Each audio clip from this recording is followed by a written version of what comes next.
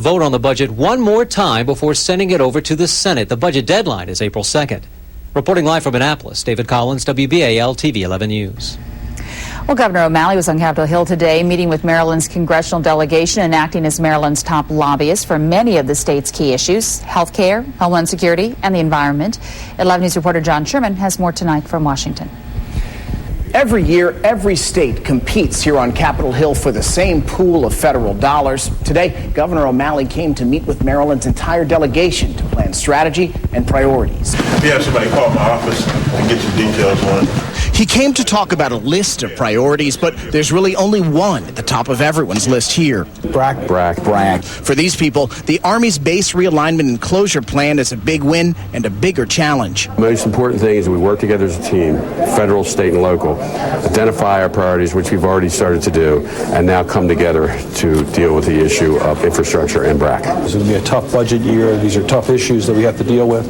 But we want to make sure at the end of the day that the Maryland congressional delegation is focused. In Maryland, we have always had a special relationship with our federal government. The health of the Bay is a major priority. Priorities include the Federal Clean Water Act, Chesapeake Bay Monitoring Program to help us measure, track, and ultimately improve water quality.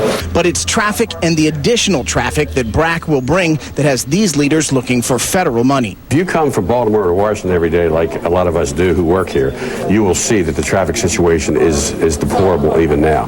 And to be in the nation's capital and around the nation's capital have this situation, it has to be dealt with. No matter how the exact dollars and cents work out, Maryland appears primed to do well compared with other states. That 2005 BRAC decision putting Maryland in the money no matter what.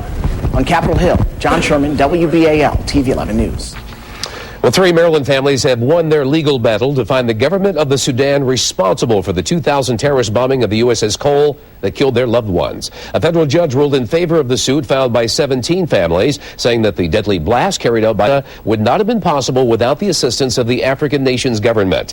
The judge will now consider what sort of damages might be awarded to the families of the 17 sailors who were killed when a floating bomb ripped a big hole in the side of the warship as it was docked in Yemen. Baltimore City Police tonight are searching for a serial bank robber who they say has robbed 8 banks since February 16th. There have been 7 robberies since then. Officials say the suspect enters the bank, hands the teller a note demanding money. Yesterday, he hit the Wachovia Bank in the 800 block of Fort Avenue. So far, police say there isn't a pattern to which the banks are robbed.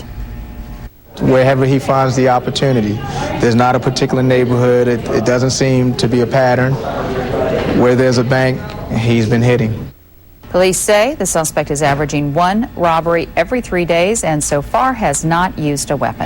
A 3-alarm fire has gutted an apartment building in Frederick, and that's put at least 12 families out of their homes. It's still unclear tonight what set off the massive blaze at the Overlook Manor Apartments last night. That's in the 1200 block of Rutledge Place. 1 firefighter was taken to a hospital, but there's no word this evening on his condition. 18-year-old Raymond Zabrowski Jr. He's been missing for more than a month now, and now his family is asking for the public's help in finding him. Police say Zabrowski was last seen back on January 29th, leaving his North Point home. Family members and friends have been searching and calling, but say there are no leads.